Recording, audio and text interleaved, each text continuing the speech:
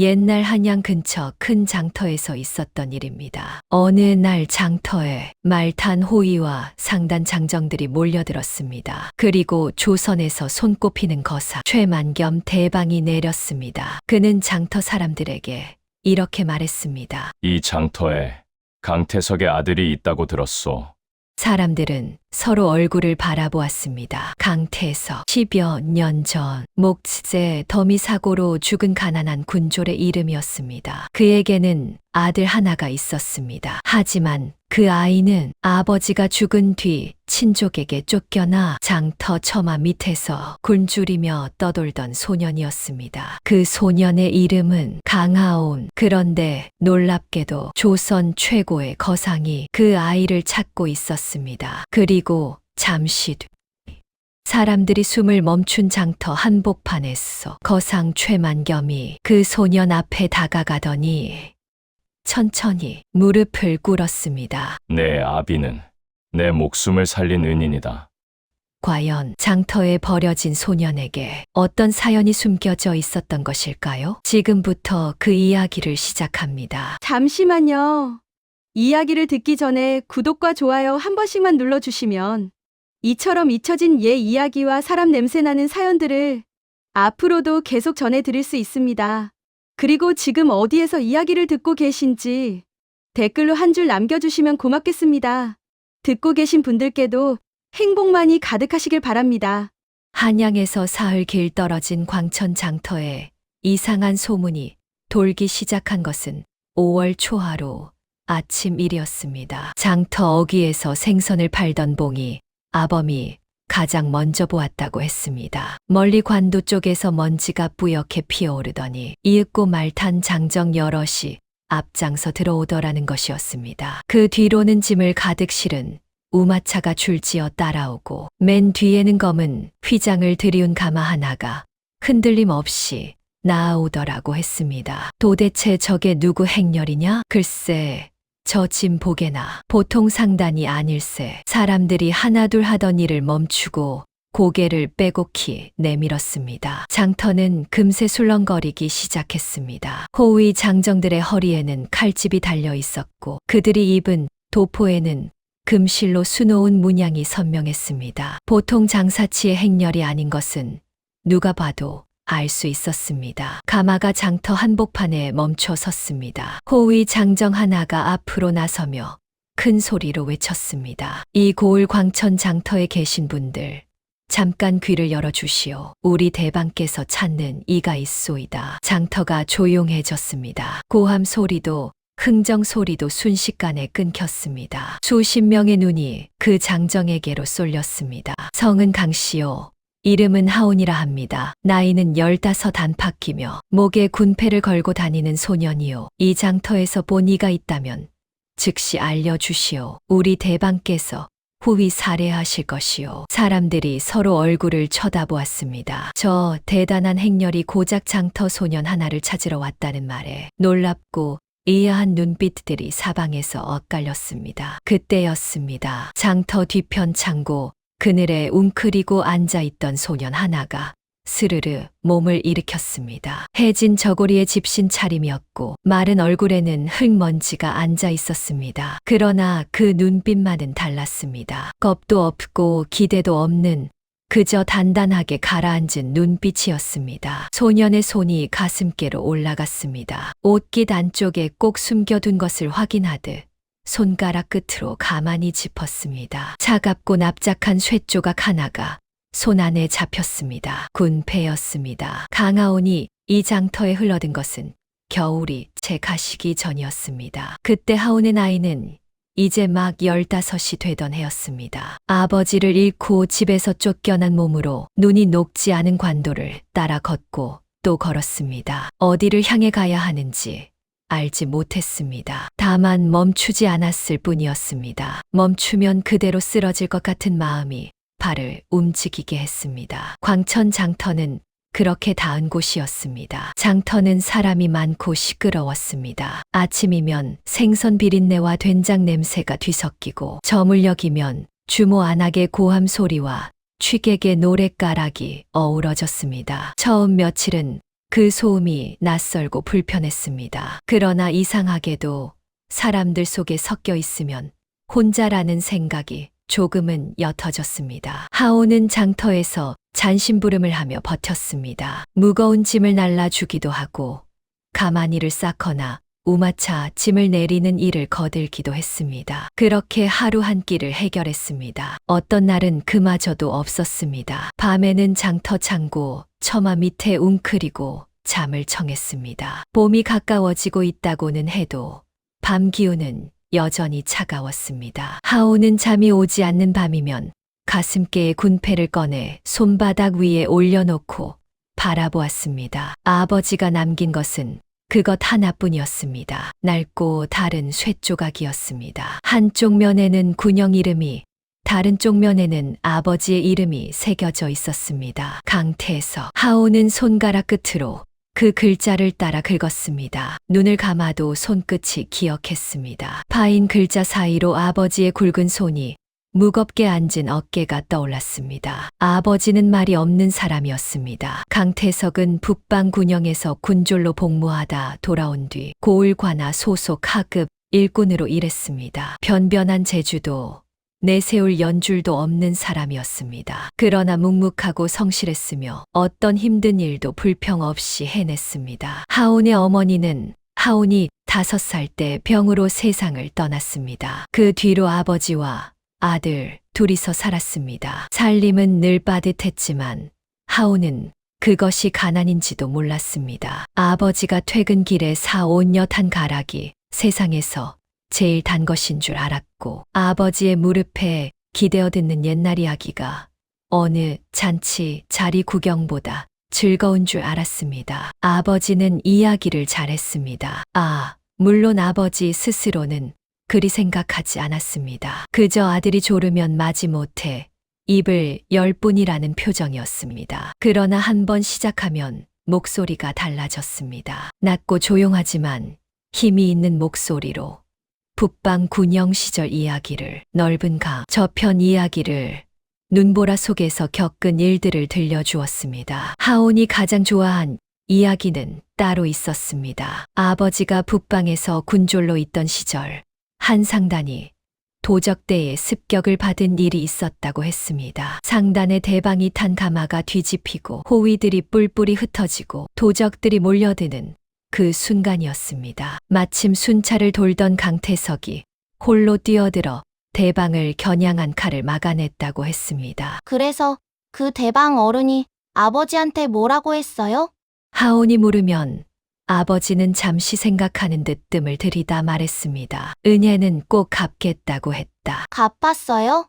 글쎄다. 아버지는 더 말하지 않았습니다. 그러나 그 짧은 대답 뒤에 무언가가 더 있는 것 같아서 하온은 늘 그 이야기가 끝난 것 같지 않다고 느꼈습니다. 그 이야기의 끝을 하온은 아직 듣지 못했습니다. 가마의 검은 휘장이 거쳤습니다. 안에서 한 사내가 내렸습니다. 50대쯤 되어 보이는 얼굴이었습니다. 비단 도포를 걸치고 있었지만 화려하게 꾸민 기색은 없었습니다. 오히려 낡은 것을 오래 고쳐 입은 사람처럼 단정하고 무겁게 가라앉은 인상이었습니다. 눈빛은 차가웠습니다. 그러나 그 차가움이 메마른 것이 아니라 오랫동안 많은 것을 참아온 사람의 눈빛처럼 느껴졌습니다. 그가 장터를 천천히 둘러보았습니다. 그의 눈이 창고 그늘 쪽에서 멈췄습니다. 거기에 하온이 서 있었습니다. 두 사람의 눈이 마주쳤습니다. 사내는 한동안 움직이지 않았습니다. 장터의 소음이 멀어지는 것 같았습니다. 봄바람이 두 사람 사이를 지나갔습니다. 사내가 천천히 걸어왔습니다. 하온은 도망치지 않았습니다. 도망쳐야 할 이유를 알지 못했습니다. 다만 가슴께에 군패를 손으로 꽉 쥐었습니다. 사내가 하온 앞에 섰습니다. 가까이서 보니 그 눈빛에 무언가가 흔들리고 있었습니다. 차가운 눈빛 아래에 숨겨진 것이 이제야 조금씩 밖으로 비어져 나오는 것 같았습니다. 사내가 조용히 물었습니다. 내 아비 이름이 강태석이냐? 하온의 가슴이 내려앉았습니다. 바람이 다시 불었습니다. 장터의 소음이 돌아왔습니다. 그러나 하온의 귀에는 아무것도 들리지 않았습니다. 오직 그 낮고 무거운 목소리만 남아 울렸습니다. 하온이 천천히 고개를 끄덕였습니다. 사내의 눈이 가늘게 떨렸습니다. 그가 긴 숨을 내쉬었습니다. 오랫동안 참아온 것을 비로소 내려놓는 사람처럼 천천히 그리고 깊게 숨을 내쉬었습니다. 나는 최만겸이다. 그 이름을 들은 순간 하온은 알았습니다. 아버지가 끝까지 들려주지 않았던 그 이야기의 나머지가 지금 이 자리에서 시작되고 있다는 것을. 최만겸이 장터에 나타났던 그날 오후, 하온은 처음으로 따뜻한 밥을 먹었습니다. 최만겸의 호위 장정이 장터 주막에 자리를 잡았고 하온은 그 맞은편에 앉았습니다. 밥상이 들어왔습니다. 흰 쌀밥에 된장국이었습니다. 반찬이 몇 가지 더 놓였지만 하온의 눈에는 그것들이 들어오지 않았습니다. 오래간만에 보는 흰 쌀밥이었습니다. 최만겸은 밥상 너머에서 하온을 바라보았습니다. 말을 먼저 꺼내지 않았습니다. 하온이 밥을 먹는 것을 그저 조용히 지켜보았습니다. 그 눈빛이 무거웠습니다. 슬픈 것도 아니고 불쌍히 여기는 것도 아닌 무언가 오래된 것을 마주한 사람의 눈빛이었습니다. 하온은 천천히 밥을 먹었습니다. 급하게 먹고 싶었지만 그러지 않았습니다. 이 사람 앞에서 굶주린 모습을 드러내고 싶지 않다는 마음이 있었습니다. 아버지라면 그렇게 했을 것 같다는 생각도 들었습니다. 밥상을 물린 뒤 최만겸이 먼저 입을 열었습니다. 내 아비 소식을 들은 것이 작년 겨울이었다. 하온이 고개를 들었습니다. 관아 쪽에 사람을 넣어 알아보았더니 이미 세상을 떠났다고 하더구나. 그리고 남은 아들이 있다는 것도 알았다. 최만겸의 목소리는 낮고 고른 편이었습니다. 그러나 그 끝이 미세하게 떨리는 것을 하온은 느꼈습니다. 늦었다. 사내가 그 두 글자를 내뱉고는 잠시 입을 다물었습니다. 내가 너무 늦었다. 하온은 아무 말도 하지 않았습니다. 할 말이 없었습니다. 다만 군패를 쥔 손에 힘이 들어갔습니다. 강태석이 세상을 떠난 것은 지난해 늦가을이었습니다. 죽음은 갑작스러운 것이었습니다. 싸움도 아니었고 병도 아니었습니다. 관아 창고 공역 중에 일어난 사고였습니다. 그해 가을 관아에서는 낡은 창고 지붕을 고치는 공사를 벌였습니다. 강태석은 그 공역에 차출되어 열흘째 일하던 중이었습니다. 공사 사흘째 날 오후 창고 안쪽 한편에 높이 쌓아 올린 목재 더미가 무너졌습니다. 제대로 묶이지 않은 밧줄이 끊어지면서 통나무 여러 개가 한꺼번에 쏟아졌습니다. 강태석은 그 아래에 있었습니다. 함께 일하던 사람들이 달려갔을 때 강태석은 이미 움직이지 못하는 상태였습니다. 가슴과 다리 쪽을 크게 다쳤습니다. 관아에서 의원을 불렀지만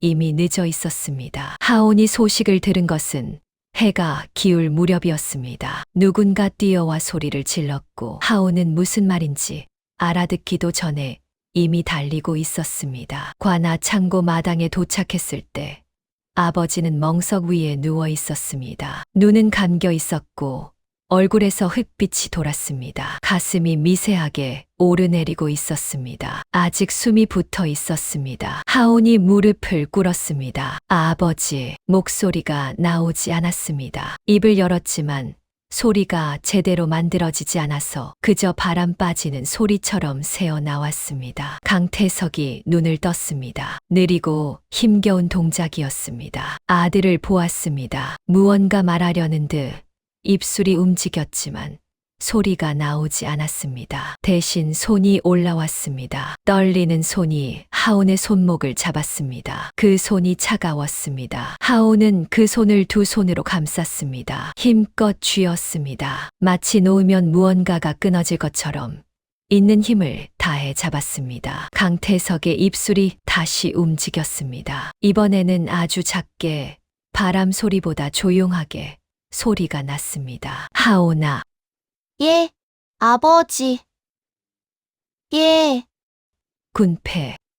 예, 잃어버리지 마라. 그것이 마지막 말이었습니다. 그날 해가 완전히 지기 전에 강태석은 눈을 감았습니다. 하오는 한참을 그 자리에 앉아 있었습니다. 주변 사람들이 무언가를 하는 것이 보였지만 귀에 들어오지 않았습니다. 누군가 어깨를 건드렸습니다. 무슨 말을 했습니다. 하오는 고개를 끄덕였지만 무슨 말인지 몰랐습니다. 다만 한 가지만 알았습니다. 아버지가 없다는 것을. 해가 지고 어둠이 내려왔습니다. 창고 마당에 사람들이 하나둘 빠져나갔습니다. 나중에는 하온 혼자 남았습니다. 멍석 위에는 이미 아무것도 없었습니다. 사람들이 수습해 간 뒤였습니다. 하오는 텅 빈 멍석을 바라보았습니다. 울지 않았습니다. 울어야 한다는 것을 알았습니다. 그러나 눈물이 나오지 않았습니다. 가슴 안쪽 어딘가에서 무언가가 단단하게 굳어버린 것 같았습니다. 그 굳은 것이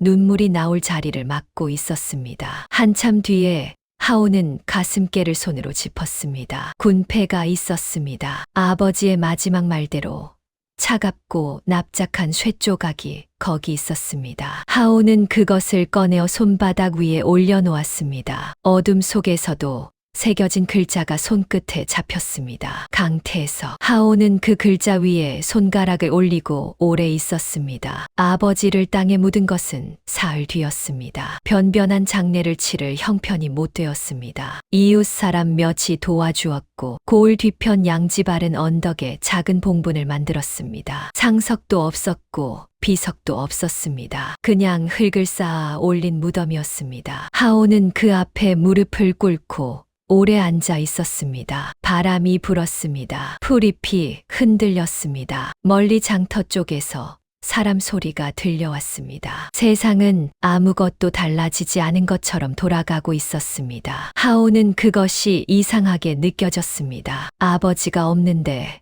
어째서 저 사람들은 여전히 웃고 소리를 치는 것인지, 어째서 바람은 여전히 불고 풀은 여전히 흔들리는 것인지. 그러나 하오는 그 물음에 스스로 답할 수 없었습니다. 15살 소년이 감당하기에 세상은 너무 조용하게 무심했습니다. 무덤 앞에서 일어설 때 하오는 한 가지를 마음속으로 새겼습니다. 살아야 한다. 아버지가 남긴 것이 이 군패 하나라면 그것을 들고 살아 있어야 한다. 그것만이 지금 할 수 있는 전부였습니다. 주막에서 최만겸의 이야기를 들으며 하오는 그날 무덤 앞에서 느꼈던 것을 다시 떠올렸습니다. 최만겸이 말을 이었습니다. 내 아비는 내 목숨을 살린 사람이다. 북방에서 도적대를 만났을 때 나는 이미 틀렸다고 생각했다. 그런데 군졸 하나가 뛰어들었다. 아무 이유도 없이 그냥 뛰어들었다. 사내의 눈이 먼 곳을 보는 것 같았습니다. 내가 나중에 그 이름을 물었더니 강태석이라 하더구나. 은혜를 갚겠다 했더니 괜찮다고만 했다. 2번 찾아갔는데도 괜찮다고만 했다. 최만겸이 낮게 웃었습니다. 웃음이라기보다는 긴 한숨에 가까웠습니다. 그런 사람이었다. 내 아비는.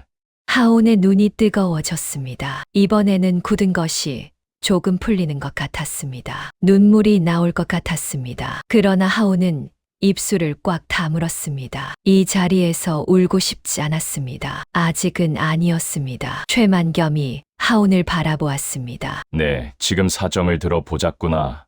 하온은 잠시 머뭇거렸습니다. 그리고 천천히 입을 열었습니다. 외숙모 이야기를 해야 할 때가 왔습니다. 홍 씨가 처음 나타난 것은 아버지 장례를 치르고 나흘째 되던 날이었습니다. 하오는 그날 아침 집안을 정리하고 있었습니다. 아버지가 쓰던 물건들을 어떻게 해야 할지 몰라서 그냥 방 안을 들여다보다가 나왔다가를 반복하고 있었습니다. 아버지의 도포가 벽에 걸려 있었습니다. 낡고 군데군데 기운 자국이 있는 도포였습니다. 하오는 그것을 떼어야 한다는 것을 알면서도 손이 가지 않았습니다. 그때 대문 쪽에서 소리가 났습니다. 하오나 숙모다. 문 열어라. 홍 씨였습니다. 하오는 잠시 멈추었다가 대문을 열었습니다. 홍 씨가 들어섰습니다. 화려한 장터 안악 차림에 비단 놀이개가 달린 주머니를 차고 있었습니다. 눈매가 날카로운 사람이었습니다. 웃을 때도 그 날카로움이 사라지지 않았습니다. 에고 어린 것이 혼자 있었구나. 홍 씨가 방 안을 훑어보았습니다. 눈이 빠르게 움직였습니다. 벽장 쪽으로, 뒤주 쪽으로, 방구석 쪽으로. 하오는 그 눈의 움직임을 보았습니다. 무언가 새고 있는 사람의 눈이었습니다. 숙모가 왔으니 걱정 마.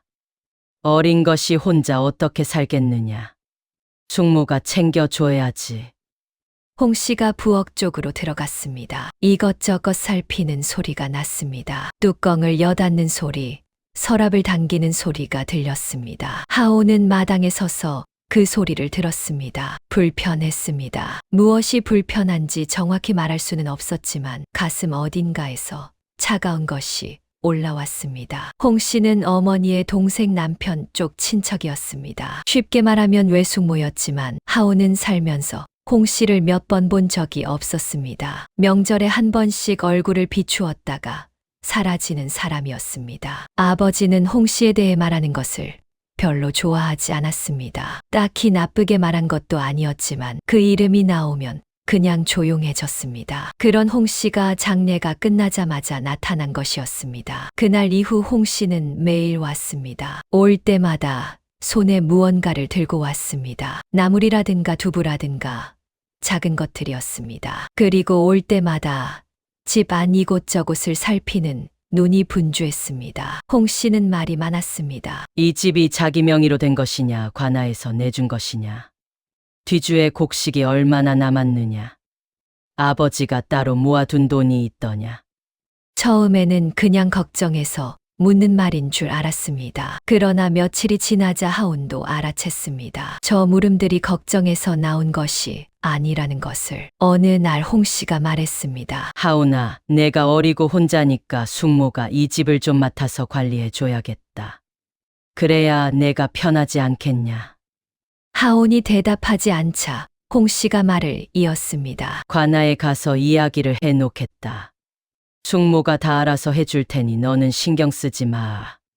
그 말이 끝나고 사흘 뒤였습니다. 관아에서 사람이 왔습니다. 관아에서 온 아저는 종이 한 장을 내밀었습니다. 하오는 그 종이를 들여다보았습니다. 한자가 빼곡히 적혀 있었습니다. 하오는 글을 읽을 줄 알았습니다. 아버지가 가르쳐 주었습니다. 천천히 읽어 내려갔습니다. 읽다가 손이 떨렸습니다. 진명이가 홍 씨 앞으로 이전되었다는 내용이었습니다. 강태석이 생전에 작성한 문서라고 되어 있었습니다. 집과 함께 남은 살림살이 일체를 홍 씨에게 맡긴다는 내용도 있었습니다. 이게 무슨 말입니까?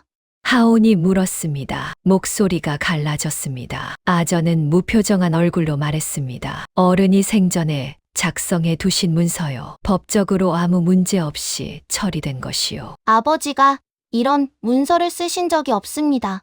아이가 알 수 없는 일도 있는 법이요. 아저는 그렇게 말하고 돌아섰습니다. 하오는 그 종이를 손에 든 채 마당에 서 있었습니다. 봄 햇살이 마당에 쏟아지고 있었습니다. 아무것도 달라지지 않은 것처럼 환한 날이었습니다. 그러나 모든 것이 달라져 있었습니다. 홍 씨가 온 것은 그날 오후였습니다. 이번에는 혼자가 아니었습니다. 덩치 큰 사내 둘을 데리고 왔습니다. 사내들은 말이 없었고 들어서자마자 방 안 이곳저곳을 살피기 시작했습니다. 홍 씨가 하온을 보며 말했습니다. 하온아, 어른들 일은 어른들한테 맡겨두는 거야. 내가 이러면 안 되지. 아버지가 이 문서를 쓰신 적이 없습니다.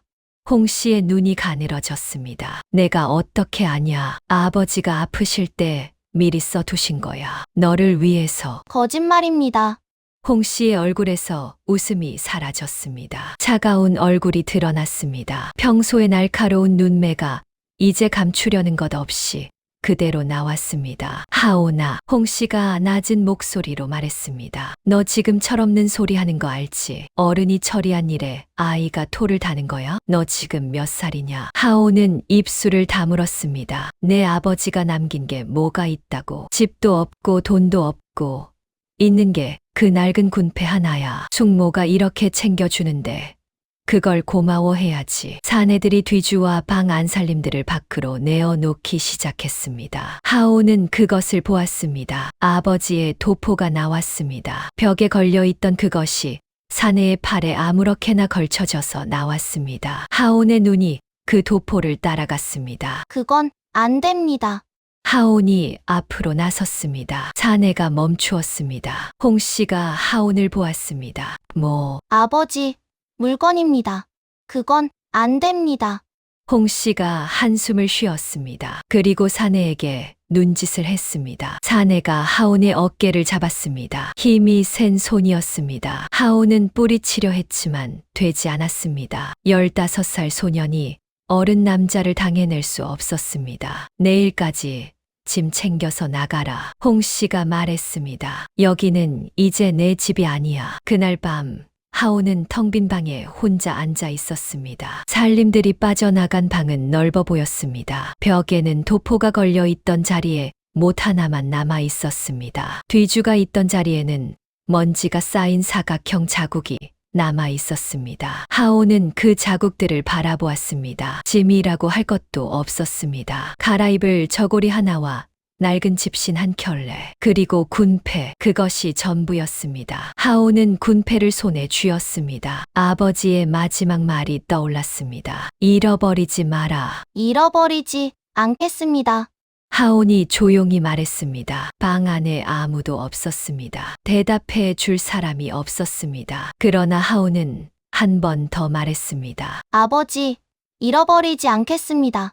그날 밤에야 비로소 눈물이 났습니다. 아버지가 떠난 뒤로 처음이었습니다. 한 번 터지자 멈추지 않았습니다. 소리 없이 다만 뺨을 타고 흘러내렸습니다. 하온은 무릎 위에 얼굴을 묻었습니다. 그렇게 한참을 있었습니다. 울음이 멎을 즈음 방 안이 새벽빛으로 밝아오고 있었습니다. 하온은 일어섰습니다. 짐을 챙겼습니다. 오래 걸리지 않았습니다. 챙길 것이 많지 않았으니까요. 저고리를 단단히 여미고 집신을 신고 군패를 옷 안에 깊이 넣었습니다. 대문을 나서면서 한 번 돌아보았습니다. 작은 집이었습니다. 초가 지붕이 낡았고 담벼락이 기울어져 있었습니다. 변변하지 않은 집이었지만 아버지와 함께 살았던 곳이었습니다. 하온은 오래 보지 않았습니다. 돌아서서 걸었습니다. 그 뒤로 2달이 지났습니다. 하온은 고을 이곳저곳을 떠돌다가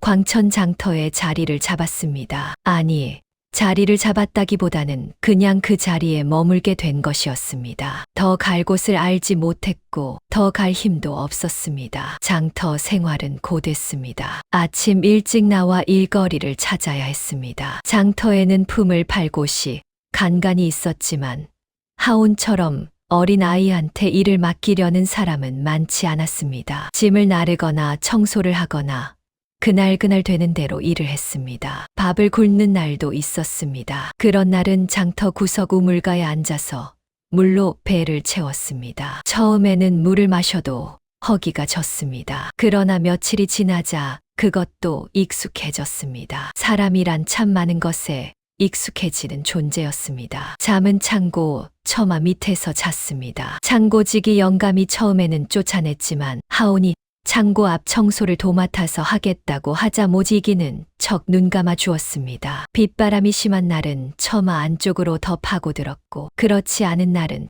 처마 끝에서 하늘을 보며 잠들었습니다. 별이 많은 날이 있었습니다. 그런 날은 아버지 생각이 났습니다. 아버지와 마당에 앉아 하늘을 본 기억이 있었습니다. 아버지는 별에 이름을 붙여 주었습니다. 진짜 이름인지 그냥 지어낸 이름인지 알 수 없었지만 하온은 그 이름들이 좋았습니다. 지금도 그 별들이 저기 있었습니다. 달라진 것은 아버지가 없다는 것뿐이었습니다. 주막에서 최만겸이 조용히 듣고 있었습니다. 하온이 이야기를 마쳤습니다. 담담하게 말하려 했는데 홍 씨 이야기를 할 때 목소리가 한 번 갈라졌습니다. 하온은 그것이 마음에 걸렸지만 어쩔 수 없었습니다. 최만겸은 한동안 말이 없었습니다. 창밖에서 장터 소리가 들려왔습니다. 해가 기울고 있었습니다. 주막 안이 조금 어두워졌습니다. 최만겸이 입을 열었습니다. 그 문서 말이다. 예, 내 아비가 쓴 것이 아니라는 거. 내가 어떻게 아느냐. 하온이 대답했습니다. 아버지는 사고를 당하기 전날까지 멀쩡하셨습니다. 그 전에 홍 씨를 만난 적도 없었습니다. 그리고 하온이 잠시 멈추었습니다. 아버지는 저한테 아무 말씀도 없으셨습니다. 그런 큰일을 하셨으면 저한테 말씀하셨을 겁니다. 최만겸이 하온을 보았습니다. 그걸로 충분하다고 생각하느냐? 아버지가 어떤 분인지는 제가 압니다. 짧고 단단한 대답이었습니다. 최만겸의 눈빛이 흔들렸습니다. 그러더니 이번에는 아까와 다른 눈빛이 되었습니다. 차갑기만 하던 눈빛에서 무언가 따뜻한 것이 조금 섞여 들었습니다. 그래, 사내가 조용히 말했습니다. 그 사람 아들이 맞구나. 그 말이 끝나고 주막 안에 잠시 침묵이 흘렀습니다. 그 침묵은 차갑지 않았습니다. 오히려 무언가 오래된 것이 자리를 찾아가는 것 같은 조용하고 따뜻한 침묵이었습니다. 하온은 군패를 손으로 짚었습니다. 내일 무슨 일이 벌어질지 아직 알지 못했습니다. 그러나 처음으로 혼자가 아닌 것 같다는 느낌이 들었습니다. 처음으로 매화당을 처음 본 것은 하온이 광천 장터에 흘러든 지 열흘쯤 지났을 때였습니다. 그날 하온은 장터 한편에서 집 나르는 일을 마치고 처마 밑에 쪼그려 앉아 있었습니다. 일당으로 받은 엽전 2잎을 손에 쥐고 오늘 저녁에 뭘 사 먹을지 생각하고 있었습니다. 국밥 한 그릇이면 몸이 녹겠지만 그러면 내일 아침이 걱정이었습니다. 떡 1개를 사면 오늘 저녁과 내일 아침 2번으로 나눌 수 있었습니다. 그런 계산을 하고 있을 때였습니다. 장터 맞은편에서 사람들이 길을 비키는 것이 보였습니다. 신기한 일이었습니다. 광천 장터 사람들은 웬만해서는 서로 길을 비켜주지 않았습니다. 좁은 장터 골목에서 짐수레와 사람이 뒤엉켜도 그냥 밀고 지나가는 곳이었습니다. 그런데 사람들이 스스로 양쪽으로 물러서고 있었습니다. 그 가운데로 한 여인이 걸어오고 있었습니다. 50대쯤 되어 보이는 여인이었습니다. 키가 크지 않았지만 걸음걸이가 당당했습니다. 붉은 비녀를 꽂고 무당복식을 갖추었는데 화려하다기보다는 묵직한 느낌이었습니다. 눈빛이 예리했습니다. 장터를 지나면서 이것저것 둘러보는 것 같았는데 실은 무언가를 찾고 있는 것처럼 보였습니다. 사람들이 수군거렸습니다. 매화당이다. 어쩐 일로 장터에 나오셨대. 쉿. 들린다. 매화당이라는 이름을 하온도 들어본 적이 있었습니다. 장터 사람들 사이에서 가끔 오르내리는 이름이었습니다. 인근 고을에서 이름난 무당인데 용한 것이 그냥 용한 것이 아니라 사람의 기운과 앞날을 본다고 했습니다. 어떤 사람은 무서운 분이라 했고 어떤 사람은 진짜로 뭔가 보이는 분이라 했습니다. 하온은 별 관심 없이 다시 고개를 숙였습니다. 엽전 2잎과 저녁거리 문제가 더 급했습니다. 그런데 발소리가 멈추었습니다. 하온이 고개를 들었습니다. 매화당이 바로 앞에 서 있었습니다. 여인은 하온을 내려다보고 있었습니다. 움직이지 않았습니다. 말도 하지 않았습니다. 그냥 서서 하온을 보고 있었는데 그 눈빛이 이상했습니다. 하온의 얼굴을 보는 것 같기도 하고 하온의 뒤쪽 어딘가를 보는 것 같기도 했습니다. 하온은 불편해서 몸을 옆으로 비켰습니다. 매화당의 눈이 따라왔습니다. 너 일어서 봐라. 목소리가 낮고 단단했습니다. 부드럽지 않았지만 거친 것도 아니었습니다. 명령도 아니고 부탁도 아닌 그냥 당연히 그래야 한다는 것처럼 말하는 목소리였습니다. 하온은 일어섰습니다. 왜 일어서는지 몰랐지만 그냥 일어서게 되었습니다. 매화당이 하온을 위아래로 훑어보았습니다. 오래 보았습니다. 너무 오래 보아서 주변에서 구경하던 사람들이 웅성거리기 시작했습니다. 고아인계냐? 예, 언제부터? 가을부터입니다. 아버지냐? 어머니냐? 아버지입니다. 어머니는 어렸을 때 돌아가셨습니다. 매화당이 고개를 끄덕였습니다. 예상했다는 듯이 이리 와. 매화당이 돌아서서 걸었습니다. 하온은 잠시 망설이다가 따라갔습니다. 왜 따라가는지도 잘 몰랐습니다. 다만 저 여인이 무언가를 알고 있다는 느낌이 발을 움직이게 했습니다. 매화당의 거처는 장터에서 조금 떨어진 언덕 아래에 있었습니다. 작은 초가였습니다. 마당에는 여러 가지 풀이 심겨 있었고 처마 밑에는 말린 약재 묶음이 줄줄이 걸려 있었습니다. 향 냄새가 났습니다. 무겁지 않은 냄새였습니다. 오히려 머리가 맑아지는 것 같은 냄새였습니다. 매화당이 마루에 앉았습니다. 하온에게도 앉으라고 눈짓했습니다. 하온이 마루 끝에 걸터 앉았습니다. 매화당이 하온을 다시 보았습니다. 이번에는 아까와 달리 눈빛이 조금 부드러워졌습니다. 무언가 확인한 사람의 눈이었습니다. 내 주변의 기운이 두 개다. 하온이 아무 말도 하지 않았습니다. 하나는 최근에 끊어진 것이다. 굵고 단단한 기운이었는데 갑자기 끊어졌다. 아버지, 기운이 맞다. 하온의 손이 군패 쪽으로 갔습니다. 무의식적인 동작이었습니다. 다른 하나는 멀리서 오고 있다. 아직 닿지 않은 기운이다. 크다. 매화당이 잠시 눈을 감았습니다. 너한테 닿으려고 오고 있다. 그 기운이. 하온은 그 말을 들으면서 이것이 그냥 하는 소리인지 진짜인지 알 수 없었습니다. 무당이 하는 말이란 원래 이렇게 애매한 것인지도 몰랐습니다. 그러나 묘하게 부정하고 싶은 마음이 들지 않았습니다. 목에 뭘 걸고 있느냐? 하온이 옷기단에서 군패를 꺼냈습니다. 매화당의 눈이 가늘어졌습니다. 가져와 보거라.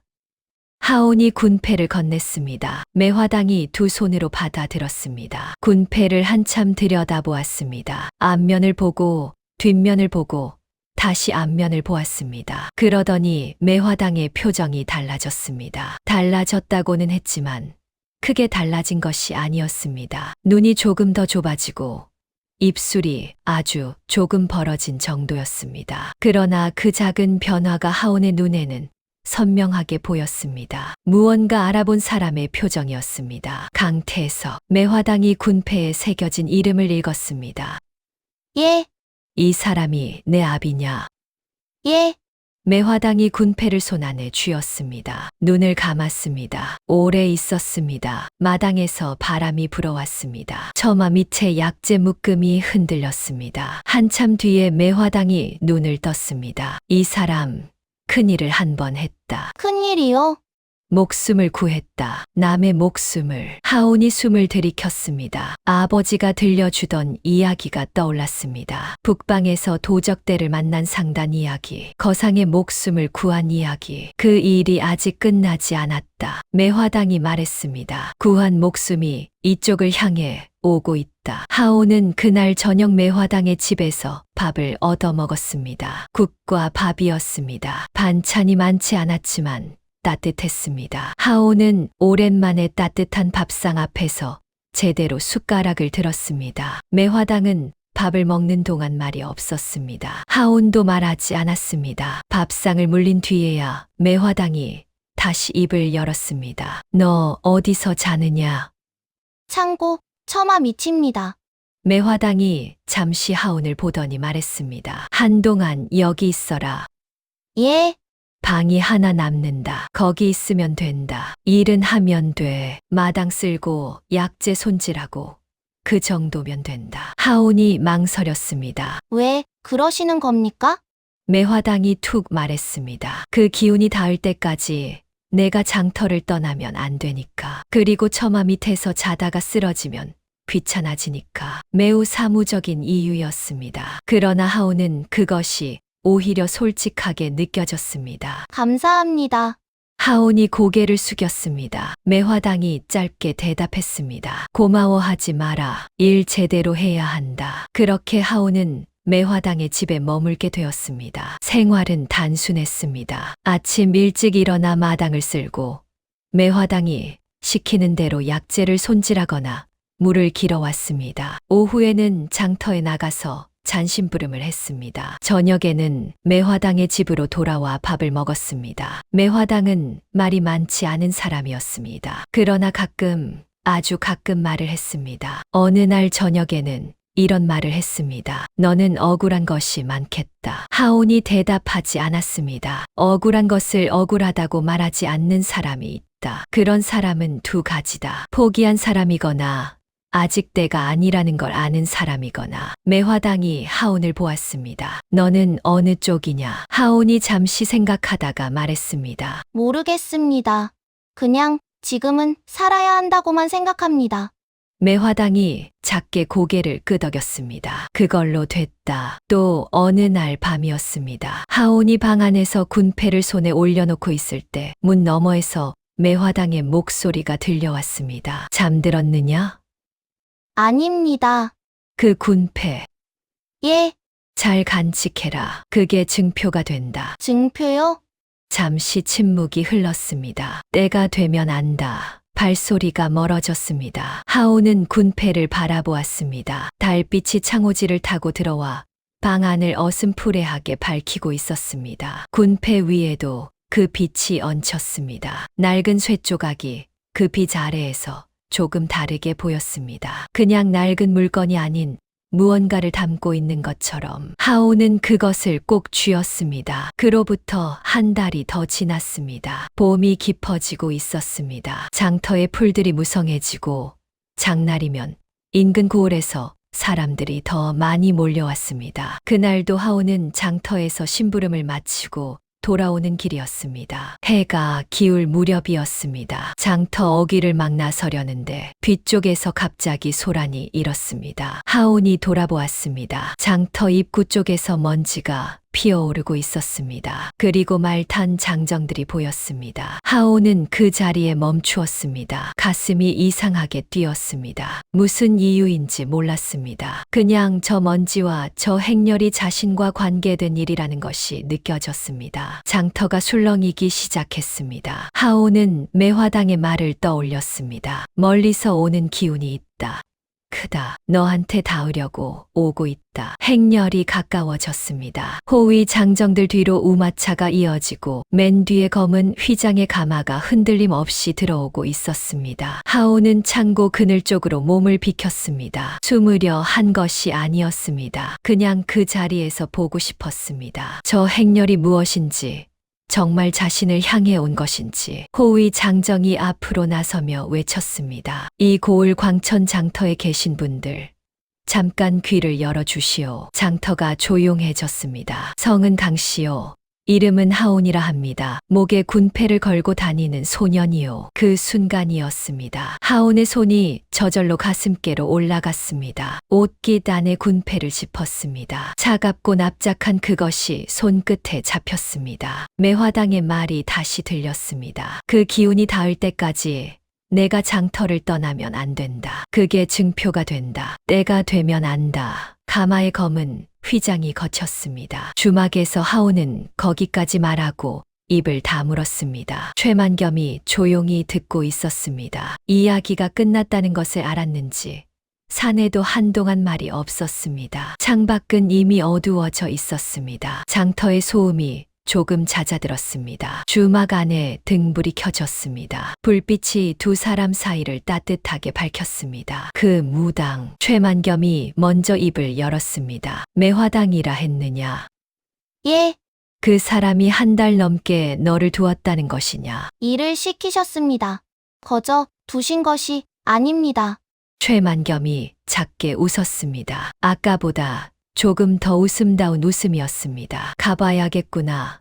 그 사람한테. 하온이 고개를 들었습니다. 최만겸이 말을 이었습니다. 은혜는 아는 사람한테만 갚을 수 있는 것이 아니다. 모르는 사람이 베푼 은혜도 은혜다. 그것도 갚아야 한다. 하온은 그 말의 뜻을 곱씹었습니다. 최만겸이 자리에서 일어섰습니다. 오늘은 여기서 자거라. 내일 아침 그 무당을 찾아가자. 같이 가십니까? 내가 먼저 인사를 해야지. 최만겸이 등불 쪽으로 걸어가면서 낮게 말했습니다. 한 달 넘게 내 아이를 지켜준 사람이니. 하온이 그 말을 들었습니다. 내 아이. 그 말이 가슴 어딘가에 조용히 내려앉았습니다. 뜨겁지 않았습니다. 그러나 차갑지도 않았습니다. 오래된 상처 위에 따뜻한 것이 얹히는 것 같은 그런 느낌이었습니다. 하온은 군패를 손으로 짚었습니다. 아버지, 매화당이 옳았습니다. 기운이 닿았습니다. 다음 날 아침 최만겸은 약속대로 하온과 함께 매화당의 집을 찾았습니다. 호위 장정들은 데려가지 않았습니다. 최만겸 혼자 하온의 뒤를 따라 언덕 아래 초가로 걸어갔습니다. 아침 공기가 맑았습니다. 이슬이 아직 풀잎 위에 남아 있었고 매화당의 마당에 심긴 풀들이 그 이슬을 머금고 있었습니다. 매화당은 마당에 나와 있었습니다. 하온과 최만겸이 들어서는 것을 보았습니다. 놀라는 기색이 없었습니다. 마치 올 줄 알고 기다렸던 사람처럼 그냥 서서 두 사람을 바라보았습니다. 최만겸이 걸음을 멈추고 매화당 앞에 섰습니다. 두 사람이 잠시 서로를 보았습니다. 최만겸이 먼저 허리를 굽혔습니다. 이 아이를 돌봐 주셔서 감사합니다. 매화당이 짧게 대답했습니다. 고마워할 것 없소. 기운이 시키는 대로 했을 뿐이요. 그래도 은혜는 은혜입니다. 매화당이 최만겸을 위아래로 훑어보았습니다. 그 눈빛이 예리했습니다. 잠시 뒤에 매화당이 말했습니다. 당신이 그 상단 대방이요? 그렇습니다. 강태석이 살린 사람. 그렇습니다. 매화당이 고개를 끄덕였습니다. 알고 있습니다. 그 미안함을 갚으러 온 거요? 최만겸이 잠시 있다가 말했습니다. 미안함을 갚는 것이 아닙니다. 은혜를 갚으러 왔습니다. 그것은 다른 것입니다. 매화당이 최만겸을 한참 보았습니다. 그러더니 입끝이 아주 조금 올라갔습니다. 들어오시오. 초가 마루에 셋이 앉았습니다. 매화당이 차를 내왔습니다. 향이 은은했습니다. 최만겸이 두 손으로 찻잔을 받았습니다. 아이한테 들었소. 홍씨라는 여인 이야기를 매화당이 말했습니다. 그 일을 어떻게 할 셈이요? 최만겸이 찻잔을 내려놓으며 말했습니다. 바로 잡아야지요. 관아가 이미 처리한 문서요. 쉽지 않을 것이요. 쉽지 않아도 해야 하는 일이 있습니다. 최만겸의 목소리는 낮고 단단했습니다. 말이 많지 않았지만 그 적은 말 안에 흔들림이 없었습니다. 매화당이 그것을 느꼈는지 더 묻지 않았습니다. 하온은 두 사람의 대화를 들으면서 찻잔만 바라보고 있었습니다. 바로 잡는다는 말을 들었습니다. 그 말이 실감 나지 않았습니다. 지난 2달 동안 하온이 가장 많이 한 생각은 그런 것들이었습니다. 억울하다, 잘못되었다. 그러나 어떻게 할 수 없다. 15살 고아가 할 수 있는 것이 없다는 것을 몸으로 배워 온 2달이었습니다. 그런데 지금 이 사람이 바로잡겠다고 말하고 있었습니다. 하온은 그것이 믿고 싶었습니다. 그러나 쉽게 믿어지지 않았습니다. 믿었다가 또 무너지는 것이 두려웠습니다. 매화당이 하온을 보았습니다. 왜 그런 얼굴을 하고 있느냐? 하온이 고개를 들었습니다. 믿어지지 않는 얼굴이다. 믿고 싶은데 무서운 얼굴. 하온이 아무 말도 하지 않았습니다. 매화당이 말했습니다. 믿어라. 단호했습니다. 조건도 없고 이유도 없이 그냥 그렇게 말했습니다. 저 사람은 강태석한테 진 빚을 갚으러 온 것이다. 그런 사람은 중간에 멈추지 않는다. 빚진 사람의 마음이 어떤 것인지 내가 안다. 최만겸이 매화당을 보았습니다. 매화당은 최만겸과 눈이 마주치자 잠깐 눈을 다른 곳으로 돌렸습니다. 무언가 더 있는 것 같았지만 꺼내지 않았습니다. 하온은 두 사람을 번갈아 보았습니다. 그리고 천천히 군패를 손으로 짚었습니다. 최만겸이 움직이기 시작한 것은 그날 오후부터였습니다. 먼저 사람을 풀었습니다. 호위 장정중 믿을 만한 이 둘을 골라 고을 관아 주변을 살피게 했습니다. 홍 씨가 어떤 경로로 문서를 꾸몄는지, 관아에서 누가 그의 일에 손을 댔는지를 알아오라는 것이었습니다. 하온은 그 과정을 옆에서 지켜보았습니다. 최만겸은 서두르지 않았습니다. 급하게 몰아붙이는 법이 없었습니다. 알아온 것을 듣고 생각하고 다음을 지시했습니다. 상단을 크게 읽은 사람의 방식이 그런 것인지 모든 것이 차분하고 정확했습니다. 이틀 뒤에 결과가 들어왔습니다. 홍 씨가 관아 아전 하나와 짜고 문서를 꾸민 것이었습니다. 강태석이 사고로 쓰러진 직후 아직 숨이 붙어 있는 상황에서 홍 씨가 관아 아전을 찾아갔습니다. 돈을 건넸습니다. 아전은 이미 작성된 문서에 강태석의 도장을 찍었습니다. 강태석은 그것을 알지 못한 채 눈을 감았습니다. 최만겸이 그 이야기를 듣고 오래 침묵했습니다. 하온도 듣고 있었습니다. 이미 짐작한 일이었습니다. 그러나 막상 확인이 되자 가슴 안쪽에서 무언가가 뜨겁게 올라왔습니다. 분노라고 하기엔 너무 무거웠고 슬픔이라고 하기엔 너무 날카로웠습니다. 최만겸이 입을 열었습니다. 증인이 있느냐? 장정이 대답했습니다. 있습니다. 그날 관아 마당에 있었던 사람 중에 전부를 본 이가 있습니다. 다만 말하기를 두려워합니다. 두려움은 내가 거두겠다. 다시 가서 모셔오너라. 관아에 최만겸이 나타난 것은 그로부터 사흘 뒤였습니다. 혼자 가지 않았습니다. 호위 장정 6을 데리고 그날 관아 마당에서 모든 것을 목격했던 증인 2명을 앞세웠습니다. 증인들은 처음에 떨고 있었지만 최만겸이 나지막하게 말했습니다. 두려워하지 마십시오. 있는 것을 있는 대로 말씀해 주시면 됩니다. 나머지는 내가 감당하겠습니다. 그 말에 증인들이 고개를 들었습니다. 관아 현감은 최만겸이 어떤 사람인지 알고 있었습니다. 조선 팔도에 상단을 두고 있는 거상이 이 작은 고을 관아에 나타났다는 것 자체가 이미 예사로운 일이 아니었습니다. 현감이 직접 나와서 맞이했습니다. 최만겸이 증거를 내놓았습니다. 문서가 꾸며진 경위, 돈이 오간 정황, 그리고 2명의 증언 하나하나 조용하고 분명하게 제시했습니다. 서두르지 않았고 목소리를 높이지 않았습니다. 그러나 듣는 사람이 반박할 수 없도록 빈틈이 없었습니다. 현감의 얼굴이 굳어졌습니다. 관아 아전은 그 자리에서 무릎을 꿇었습니다. 홍 씨가 관아로 불려온 것은 그날 오후였습니다. 홍 씨는 처음에 당당했습니다. 관아 마당에 들어서면서도 눈매가 흔들리지 않았습니다. 문서는 합법적으로 처리된 것이고 아이를 위해 재산을 관리하려 한 것뿐이라고 말했습니다. 그러나 증인들이 나오자 달라졌습니다. 홍 씨의 눈이 흔들렸습니다. 증인들이 본 것을 하나씩 말할 때마다 홍 씨의 얼굴에서 색이 빠졌습니다. 반박하려 했지만 말이 만들어지지 않았습니다. 최만겸이 홍 씨를 보았습니다. 목소리를 높이지 않았습니다. 강태석이 살아있을 때 이 문서를 알았다면 그 사람이 어떻게 했겠소? 홍 씨가 대답하지 못했습니다. 그 사람은 말이 없는 사람이었소. 그러나 옳지 않은 것에는 움직이는 사람이었소. 내가 알기로는 최만겸이 하온을 돌아보았습니다. 하온이 관아 마당 한쪽에 서 있었습니다. 최만겸의 눈길을 받았습니다. 최만겸이 다시 홍 씨를 보았습니다. 아이 앞에서 더 말하지 않겠소. 관아에서 처리하시오.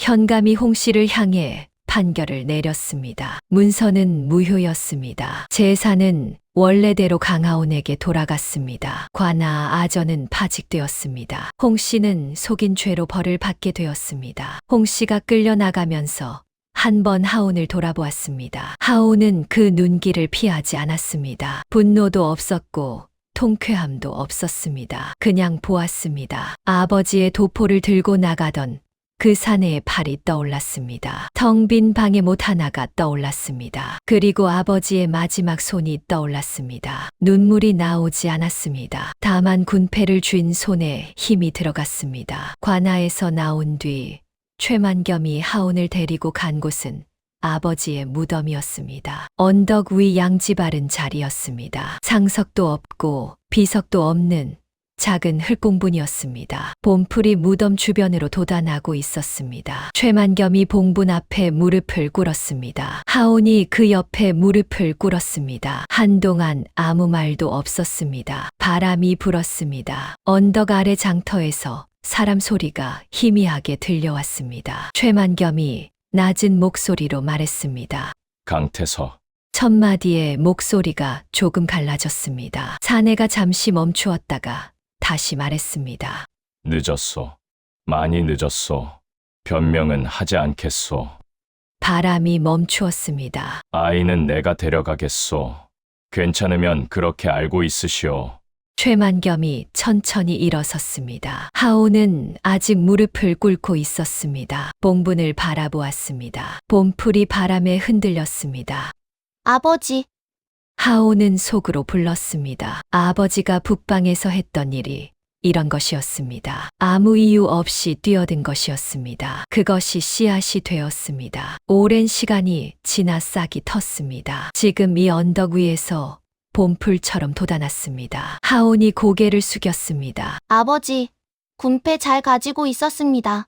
그것이 하온이 할 수 있는 말의 전부였습니다. 그러나 충분했습니다. 언덕을 내려오면서 최만겸이 말했습니다. 집은 돌려받을 수 있다. 그러나 지금 당장 그 집에서 혼자 살게 둘 수는 없다. 하온이 걸으면서 들었습니다. 내 상단이 한양에 있다. 거기 와서 지내겠느냐? 하온이 걸음을 멈추었습니다. 최만겸도 멈추어 하온을 보았습니다. 억지로 하는 말이 아니다. 내 아비가 내 목숨을 살렸다. 그 은혜를 내가 어떻게 갚을 수 있을지 오래 생각했다. 돈으로 갚을 수 없는 것이고 말로 갚을 수 없는 것이다. 최만겸이 하온 앞에 섰습니다. 그러나 내가 잘 사는 것을 볼 수 있다면 그것이 그나마 갚는 것에 가깝다고 생각한다.